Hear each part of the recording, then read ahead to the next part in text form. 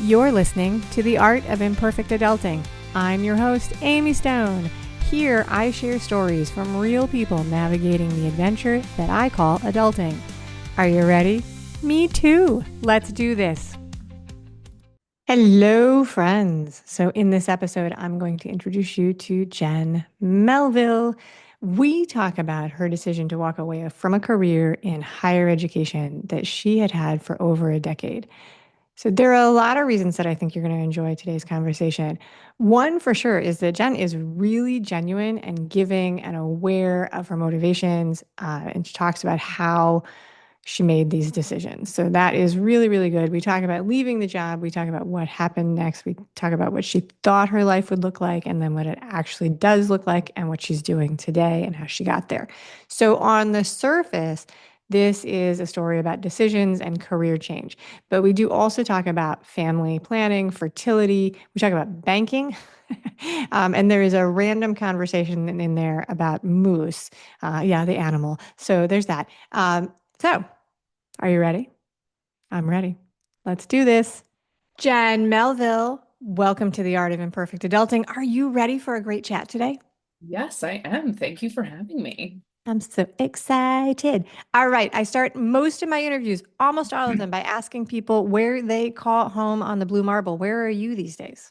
Oh boy. Okay. So I live in Connecticut, but my heart, I'm originally from New Hampshire. So I would say Connecticut's my home, but I still have a little piece of me up in New Hampshire. Very fun. I used to go before I had kids, before I was tied to, well, maybe not, some after they were born, but we used to go to Franconia Notch to do leaf peeping because I'm in Oh the yeah. tropics. So we would make a trip to that part of the country to see the leaves, which seems like a lame thing, but if you grow up with fall and then you don't have fall as an adult, it's a fun thing to do. Yes. And there was that rock that fell off the side of the mountain Oh, the several old years man ago. in the The old mountain. man in the mountain, the old man in the mountain, and he's no more. He's just clump, all done You being know, the old man in the mountain. I haven't seen him in so long. I think they reconstructed him. Like I Oh, think he's really? still up there, but I think it's with like wires and stuff. It's not natural anymore. Oh, I don't know if that counts as much, but it's so much. One of the other things about New Hampshire that used to always crack me up is there's all the signs that there will be moose around, and I was always very eager to potentially see a moose, but I was never in the right place. I was never in the right place to see one Yeah. in the wilds. We saw other things, but never moose.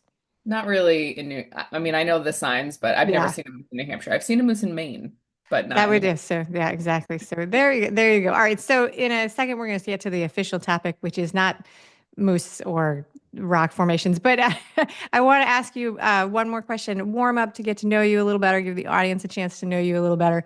Share with us something about you, like a hobby, a passion, a pastime that's not related to work or family. Oh gosh, you're asking like a workaholic. I so I would say like when I have or choose to have some downtime, I do love to read a lot. I read a lot as a kid and like before kids, every single night in bed. So I'm trying to do that more often than I have in the past. But I also love to go thrifting. Ooh, Like okay.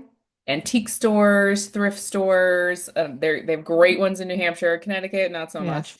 Yes. But I love to find like a good deal.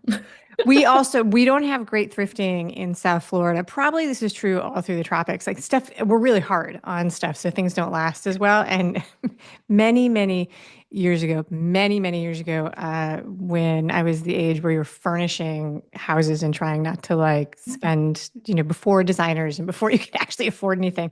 And one of my friends was like, "Well, you kind of have to drive to North Carolina because they have much better trash than we do." And I was like, that is so ridiculous, but okay, fair. You know, Yeah. fair. All right. So now to get to the topic of the day that you proposed, leaving your career in higher education and what happened after that. How does that sound? That sounds great. I'd love to talk about it. All right, let's do it. Now I want to back up and ask a couple questions if I can. Mhm. First is I'm curious what subject matter you were teaching in higher education. So I was not a teacher. I was Oh, not a okay. professor. I worked in administration. So I worked in college housing. So Oh, kids really? living on campus. Yep. I am right in the throes of that. Fourth of four kids going to college next year. We just completed the housing deposit form for Hmm. the new, and so I have, and I signed up to listen to the parental podcasts. All of them are different. Every single They system didn't is even different. have parental podcasts when I was there. It is so It's funny not to that think, long ago, but yeah. things change so rapidly.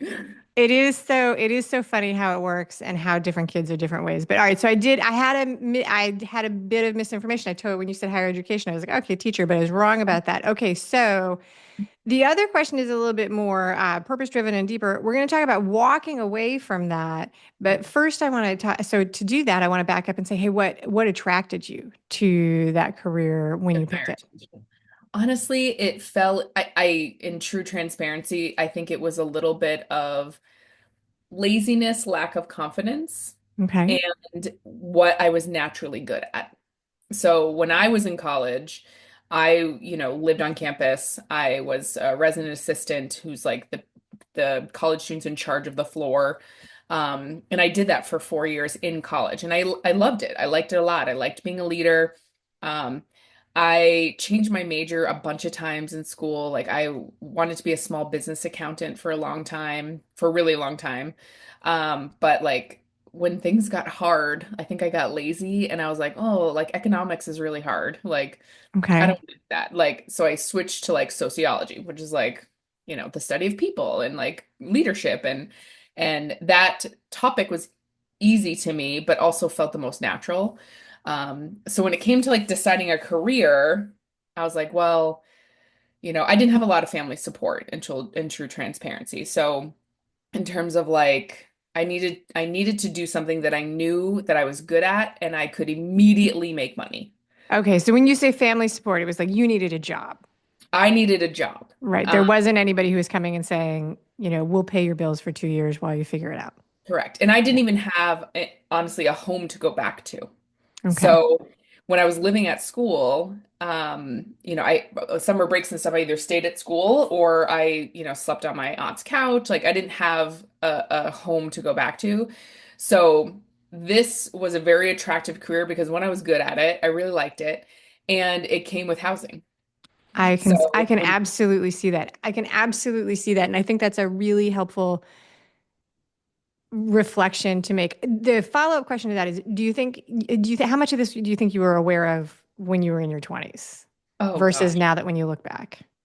Not very much, I don't think. Okay. Like, Yeah. like in my mind, I feel like if I was a little bit more, like I said at the beginning, like confident, I feel like I would have, like I can do this. Like I have more of the Right. like I can do this attitude now, which Yeah. played into leaving my career. But um, yeah, I don't know that I had it now, but when I reflect on it, there was like a lot of like scared young adult there, just like Absolutely. really surviving. Well, no, absolutely. And so this is a non-scripted question, but you probably do know this because of your corporate background. And where does security and safety fall in your like core value set, like the things that motivate you? Do you know? Now or then? Either one. Like, Yeah. I mean, I think I have always erred on the side of caution.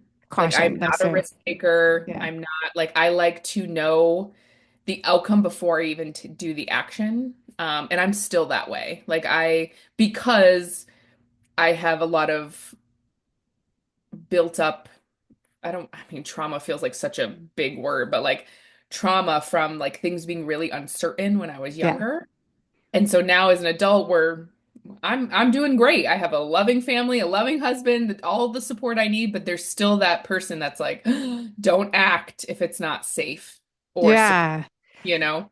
So yeah, there's a phrase that I use, which is confidence, right? Comes from competence, right? And you can't have competence unless you know, most of us are like, I give you like a task, like pouring a glass of water, you're probably pretty sure you Yeah. can do it because you've got all this, practice and you've got a lot of evidence that it's possible.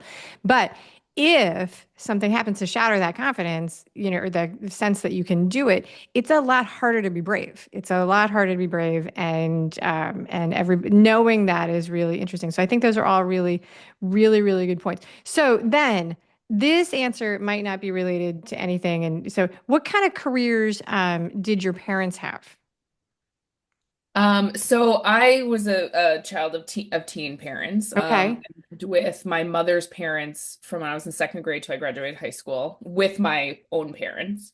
We So would my call that a mom, multi-generational home yes, in the now it's word. like, Yeah, not exactly. as uncommon as before it had a very negative connotation, but my mom didn't have a career. She worked most of the time she was like drove like one of those like auto part trucks, like would drop Okay. auto parts.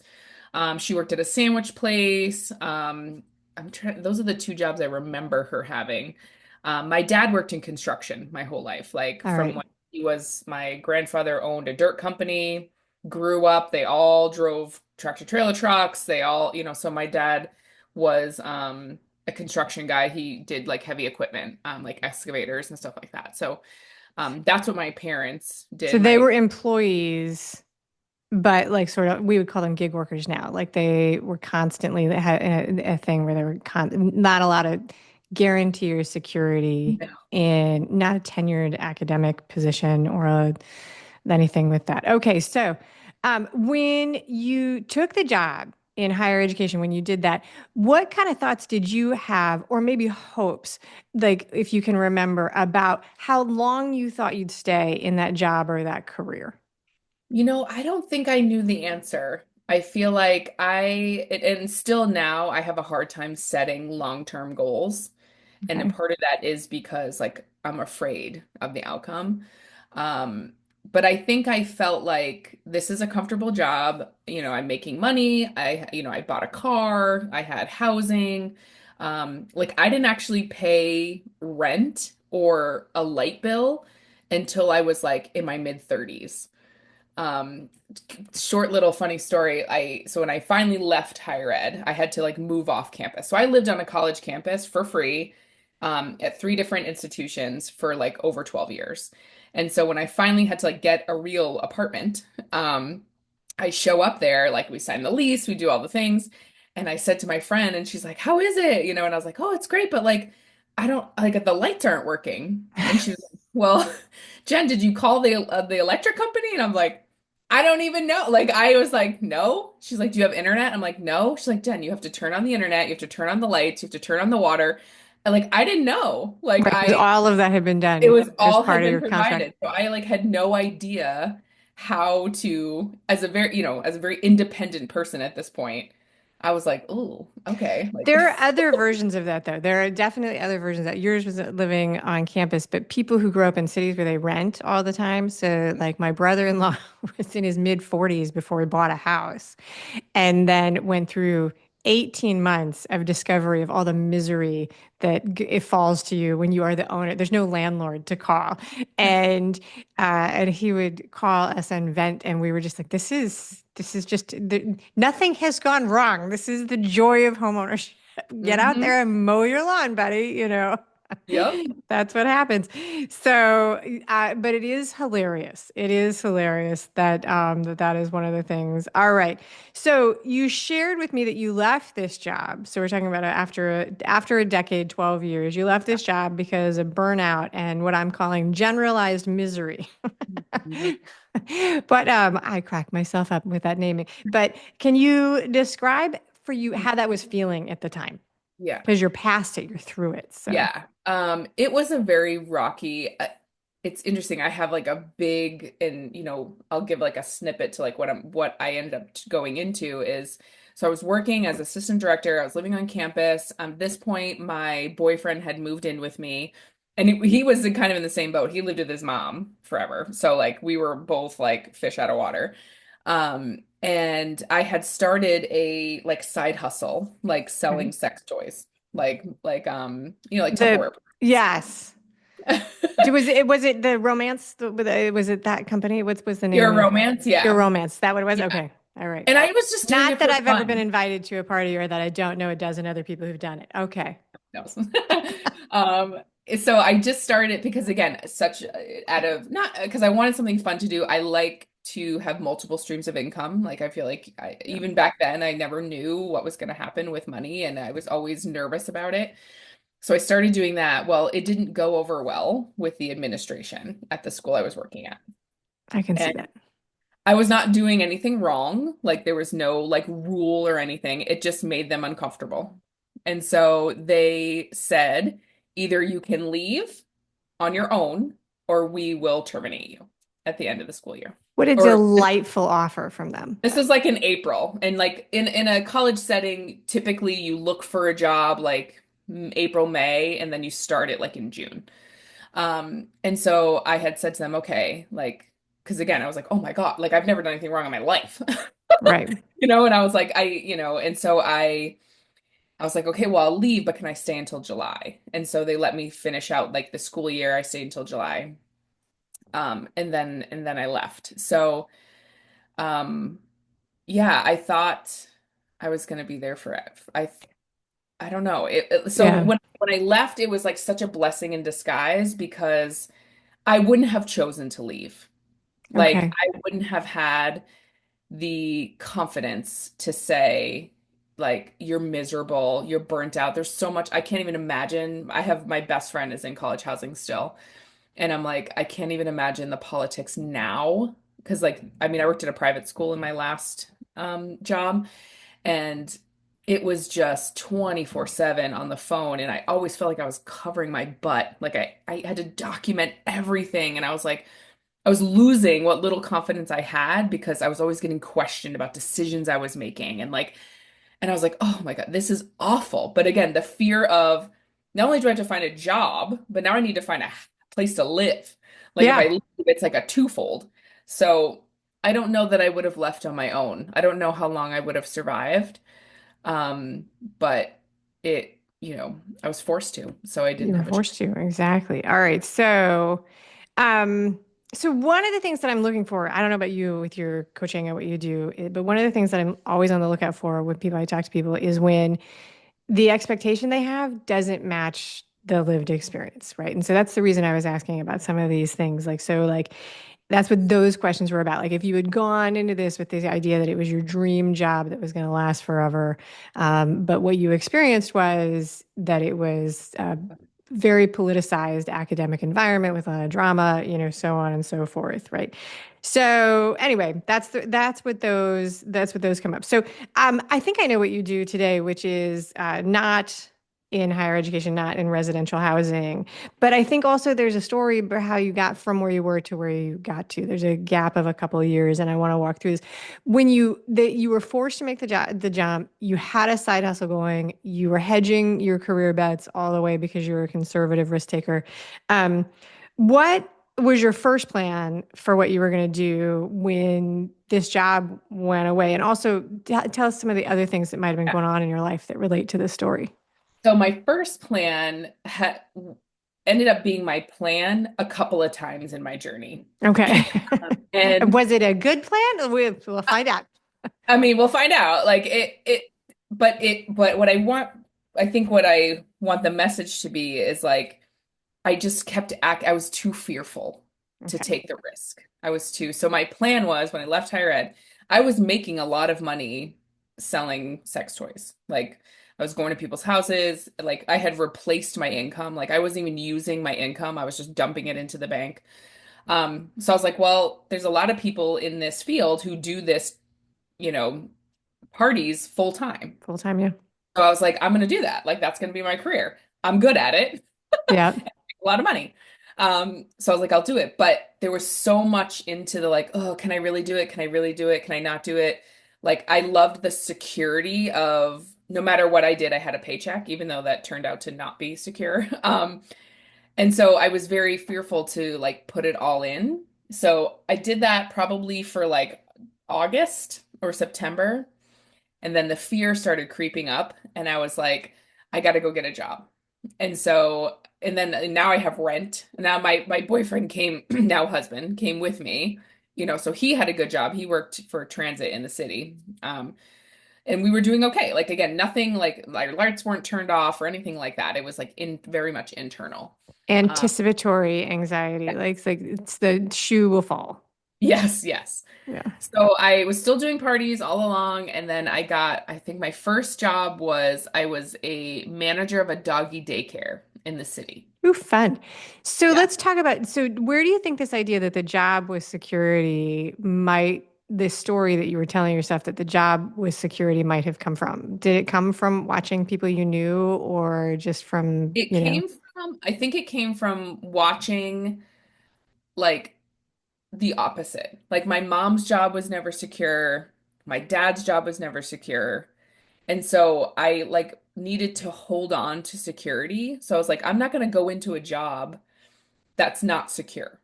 Okay, so it was not just a job. It was like, I want a secure job that didn't look like my parents' jobs because you knew that Correct. that was not secure. All right, that's the reason I asked because it's like, if you grow up with parents who like so like my in-laws, they were teachers. They got like one job when they were 27 and stayed in that school till they like retired, right? They switched like roles. They're the only people I know actually who have a history like that. But if you grow up with parents like that, I think you do, it's reasonable to think, okay, you get a job and you have that forever. But you did not actually have that. So that's why. So it was sort of a twisted thing, which is an interesting thing because you can tell yourself whatever story you want about it. Yeah, All right. exactly. All right. So very good. So you get a job as a So I doggy went to the daycare. doggy daycare. I lasted about 3 weeks because I was like, I lived right outside New York City. So I was commuting to New York City, never took a city bus in my whole life. I like didn't even know how to pay. I was like, do I put the coins in? Like, is there a card? I'm from the country. Like, and I was like, I had to switch trains. Like, it was such a nightmare. And I was like, what am I doing? Like, and so I said to my husband, who was my husband at the time, but you get it. I said, I don't want to do this. Like, I gotta quit. This is like, I'm miserable, you know? And so then I became a part-time bank teller. Okay. Which I was means like, that which means that which means you face your money if you're counting money.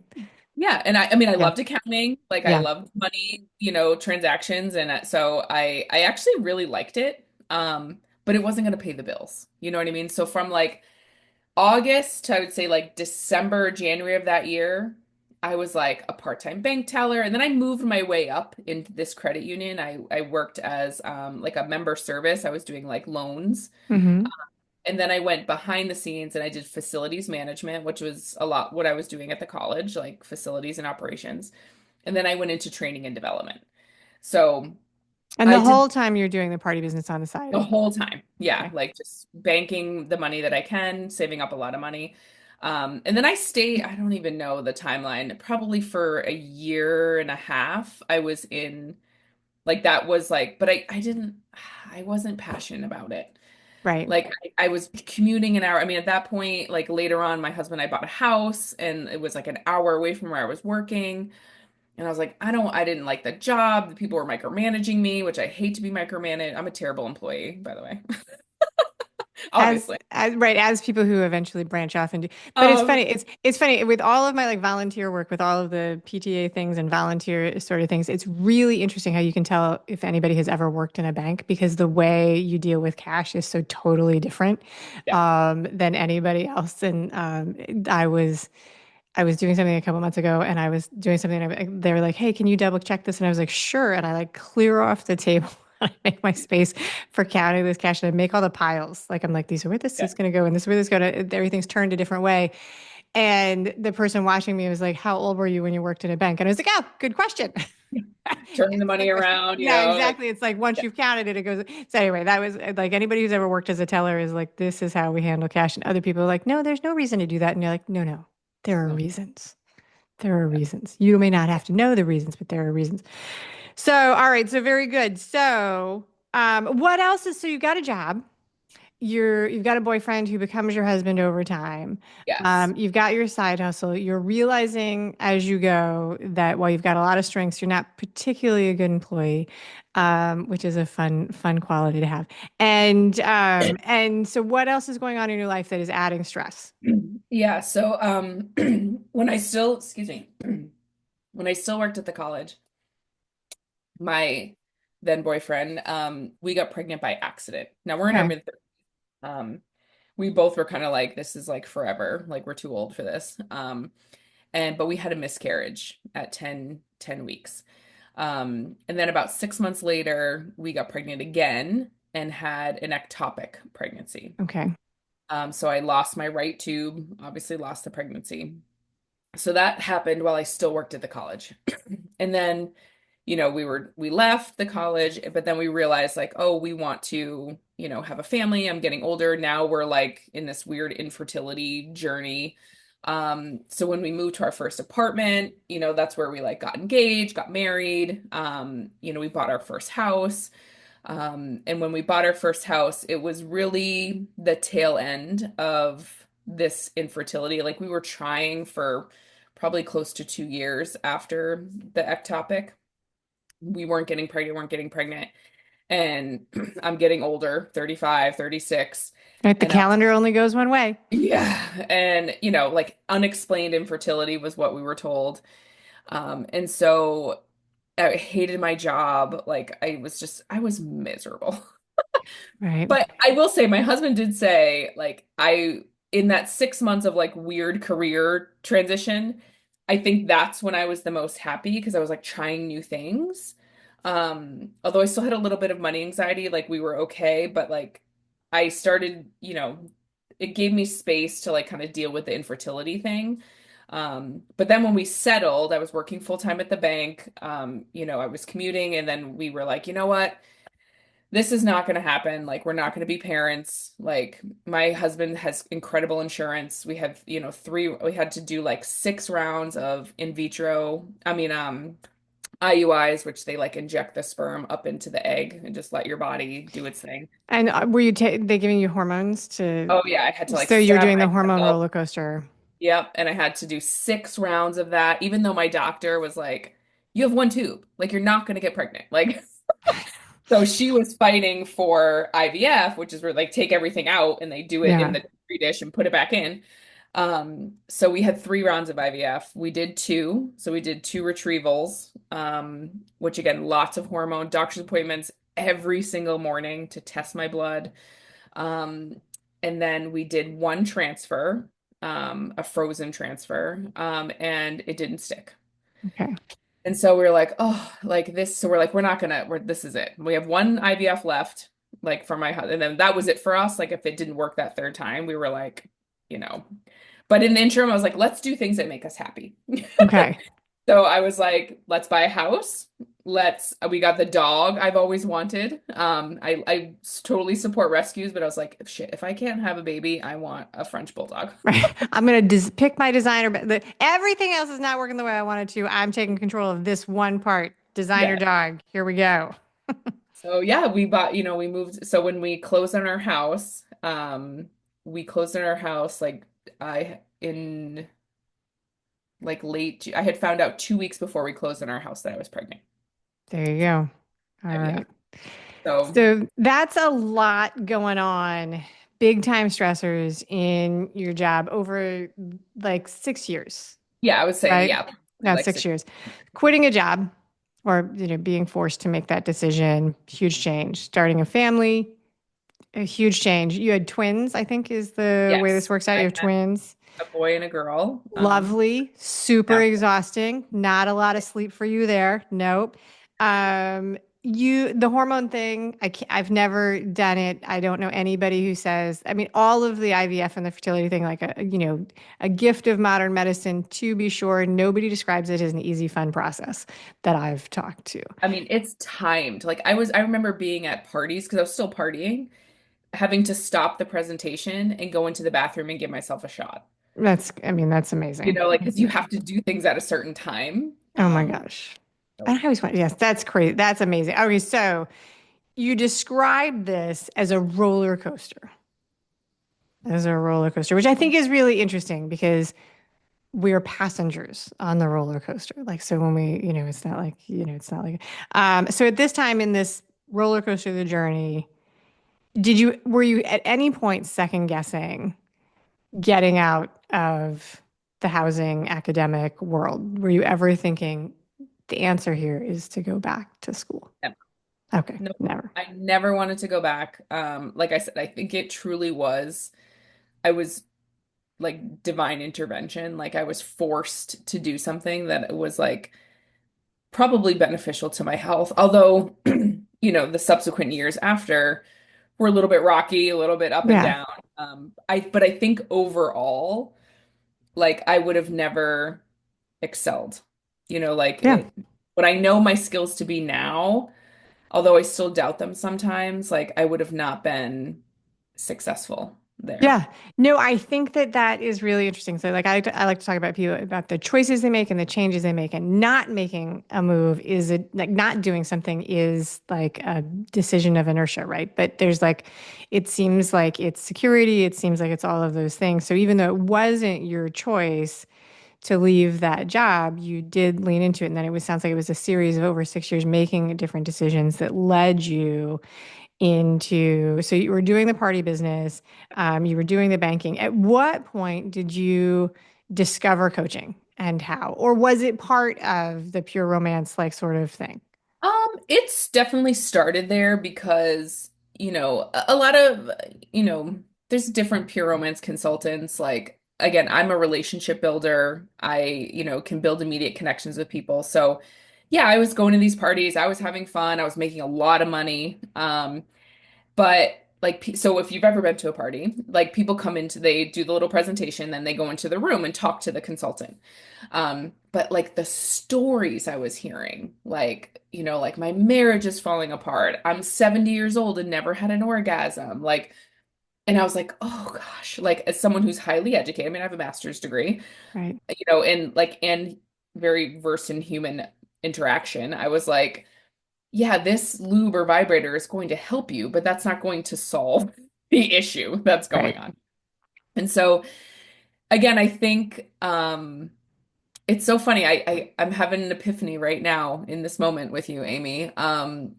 So when I decided to leave like banking, again, not I was miserable, and it wasn't it was a choice, but almost not a choice because I left because I had twins. And right, I was like, what am I gonna do? I live an hour away. Like, I'm not making that much money. I don't like, and I get the whole like, I don't like as a household strategist, like where people will say, like, oh, like I'm gonna work to pay for daycare. Like, no, you're gonna work to pay to further your career, like as you have yes, like right.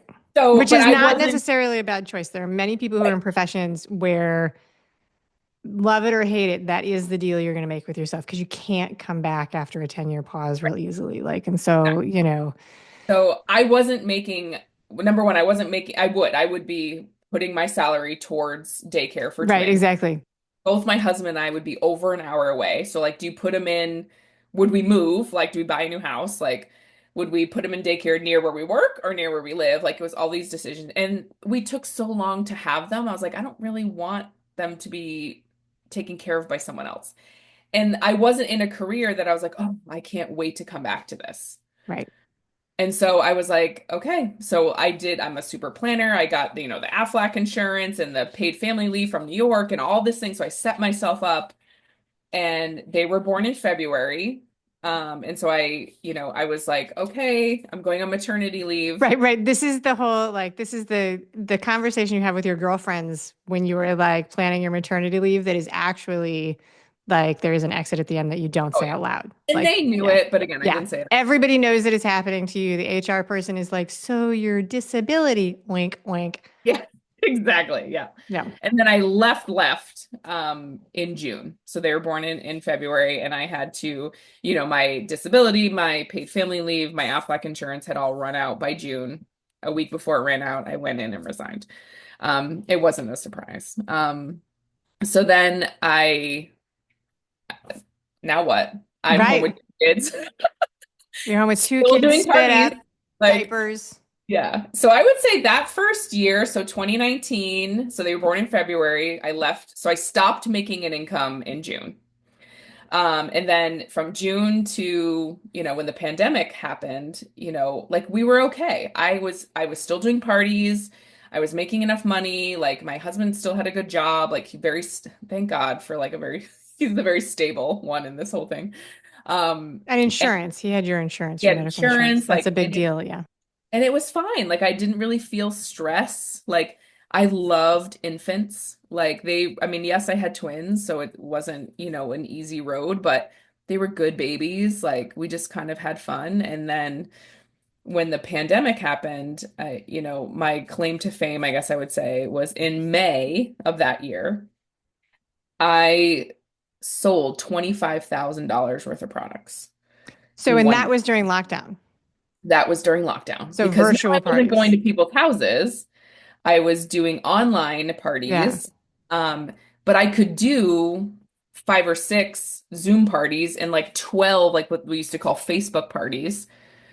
So I had this whole system in my living room, like packages, because we shipped everything ourselves. Like I would get a big box, and my grandmother lived with us at the time, and I'd be like, "All right, Nanny." She's like in her 80s. I'm like, "All right, take out." She's like looking at vibrators, like I love it. dealing them out. Like, and I was like, all right, put the sticker on it. Like, I had this whole like operation like happening. Um, so yeah, and it kind of fed through the pandemic. And then in October of 2020, we decided to move. I lived in Long Island at the time, and we didn't like Long Island. The schools were terrible. I mean, my kids were only infants at the time, but the schools were terrible. And we decided to move to Connecticut because his commute would be the same down to the city, but just in a different direction. And I could be closer to, my best friend lives in Massachusetts, and I have, my grandmother had lived in New Hampshire. Well, she went back to New Hampshire. Um, so yeah, we moved when we moved here in October 2020, I had some clientele here a little bit, so I had a few parties happening. I was still doing online parties, but towards the end of the 2020 was like a weird time where people didn't want to have people into their homes anymore. Right. Still. But they also were like over Zoom and over Facebook and like so there was a period of time where I was like, okay, well, what am I gonna do? Like I felt like this like 20-year-old again, like, okay, well now what? Yeah. Like, like I'm a worker. Like I love to work. I was like, what am I gonna do? Like, and then that's coaching sort of kind of morphed into it. So I looked up, like, is there such thing as like a relationship coach or a sex coach? Or like, I knew I didn't want to be a therapist. I didn't want to go back to school in true transparency. I didn't want to get Yeah. another degree. I didn't want to pay the money for it. But therapy, like, it's like too emotional. Like, I wanted more action. Okay. And so, yeah, I found a sex coaching certification. I did go back to school, but for certified. So, yeah, I was certified in sex coaching. It took me about 18 months There you to go.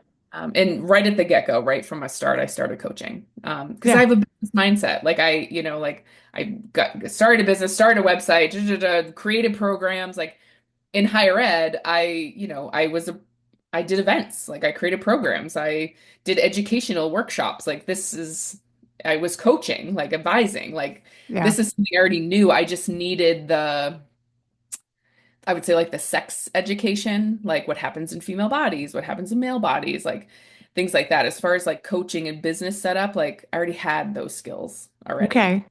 Um, so yeah, then it sort of morphed into that afterwards. Into that. All right. So so that's how you discovered coaching. That's not a super uncommon. How old were you in 2021? 40. 40. Okay, so I have this thing I call it the rule of 35, which is when you're 35 years old, like whatever your hobbies are or whatever you're interested in, somebody will offer that you can then be a teacher or a coach for that. So like if you're working in a bank, that's when you step into training, right? Like a corporate side, right? If you're primarily like a caregiver at home and your hobby is like Pilates, that's when you sign up to be like a Pilates instructor or a spin Yeah. instructor or whatever. For me, it was like running and triathlon. It was like, well, you know enough about this. You can now be a coach, right? Yep. Yep. Ta-da! You were a little, so you stepped into it at 40. All right, very good. So, are you still, so then all right, so in a minute we're gonna do the final questions. You've stepped Yeah. into coaching.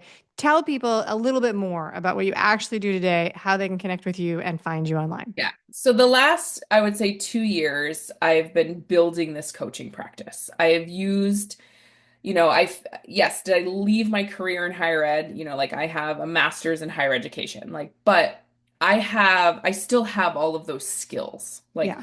all the skills I've learned are totally transferable to this coaching field, whether it's advising or, coaching or managing, preparing workshops or webinars and all the business stuff, like how to operate a business.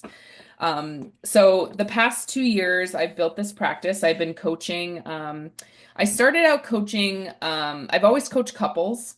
I started off coaching couples with young children because that's what I was. I mean, my kids are 6. They were like 4, 3 or 4 when I started coaching. And I worked with them. So I had created, a 12-week program because I was like, it's more, and different coaches have different models, but in my knowledge of what I was bringing to the table, I was like, this isn't easily fixed in like a couple of sessions. Like, if Yeah. you're having intimacy issues in your relationship, I need to be present with you like in real time. So I worked with couples for about 90 days. We went through, 6 different pillars of, relationships, talking about conflict, communication, shared responsibility, intimacy, and most of my business, honestly, was like word of mouth. Yeah. I'm a talker, I'm an extrovert. I went to a lot of mom groups, a lot of networking groups, and people, just seemed to find me when they needed me. Um, and then I would say last November, so about a year and a half in, I sort of shifted my focus a little bit. So I spent a year and a half working with couples. And they would come to me because, like, oh, we have mismatched sex drives, or I want to and he doesn't, or, he would show up and, I want to have sex all the time and they don't. Like, it was all this like sex, sex, sex, sex, sex. But when I started working with them, I would say 90% of the issue had nothing to do with intimacy. So sex and intimacy was like a symptom, Yeah. lack thereof, Yeah. symptom It's of a what was behavior. really Yeah. going.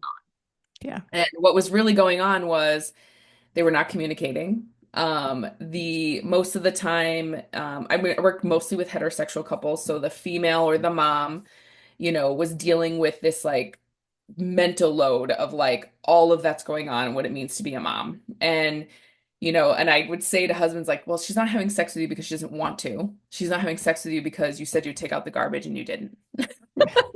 And so like this was the core issue. So like when they would come to me for sex issues, we didn't even get to it sometimes, like because they couldn't get past this part. And so I was like, you know what? I'm not serving my audience in the best way. So I came across this strategy called fair play. I did Yeah. not Oh, create yeah. it. Um, so Eve Rondosky was the creative fair play. And Yep. it's I recommend basically that all the time. yeah, so it's Yeah. basically a strategy of how managing your household and to reduce the mental load and create more of a fair, not equal, fair operation. And then me being a sex coach was like, if you can do this, then your intimacy and connection can be stronger. Eve doesn't really talk about that piece, but Right. again, with my background, so again, as a person who just builds all the time, I still coach couples for 90 days. That's more of like their second stop, I would say. But I would say most couples come into me to work on this fair play system first. And So so yeah, I didn't know. So did you go through and become a Fair I Play did. certified? Okay, so I Yep. am not a Fair Play certified person, but when I'm working with step parents and there's domestic workload inequality, or somebody is like just melting under the pressure of like identity and whose job is what, I recommend the book, the game, and specifically the show. I'm like, you can turn on this documentary, which I think you have to buy now. For a while, it was streaming for Yep. free. You can like turn it on when your partner is like in the room and start the conversation. Because I think that the tools that Fair Play offers for laying it out and having the conversation are really, really helpful, even though like anything, you're going to probably get to a point where it's not perfect for your situation, right? Like, so, maybe in my case, there's a complicated extended family situation, but you can make that jump on your own from what they Mhm. give you to what it is. That's super fascinating. So you do fair play coaching, and you also do relationship intimacy coaching. And you have a website, which is? My website is just my name, Jennifer-Melville.com. Jennifer Melville. And you have a special offer for the audience, which now that we've had this whole discussion, this makes so much more sense to me. Divide and Thrive workshop. Normally this is $3.99, but there's a $50 off coupon. And there's a link, which is BYE50. But the best way, if you're listening to this or watching it, as everybody is, and you're driving or you're out for a walk or you're just not in a place with a pen, you don't actually have to remember all these details. The easiest way to get this is to be a part of the Imperfect Adulting email community, and I send it straight to your email box. It is also in the show notes everywhere you go. But if you sign up, I just pop it in there. You're notified of new episodes and links to everything that our guests mention. I will also put a link in for the Fair Play book just for fun, because that'll be there And for that's what that. I do in the Divide and Thrive is I go through the Fair Play system with you. Which is a really Can ask the valuable hard service. conversations. I can, sort of point you in the right direction, talk about different things where sometimes when you're doing any kind of like self-help on your own, you might run into walls and then you turn away. It's such a Yeah. great system that, I've created Divide and Thrive to sort of be that bridge between like, yes, you could do them on your own, but you're going to be much more successful if someone guides you through it and can ask the questions that you don't even know to ask. Right. So, and then there's a level which is like the workshop level, and then there's level working directly with somebody, which is, where you're actually involved in your actual situation. So those are things. That's fantastic. All right, Jen, are you ready for the final three questions? I'm ready. All right, let's do it just for fun. Okay. I think I know the answer to this, but I write these before I meet people. Do you consider yourself an introvert or an extrovert? Oh my gosh, I'm definitely an extrovert, although I do have introverted tendencies sometimes, but not with groups of people, only on my own. There you go. All right. What is the longest amount of time that you have ever been completely alone?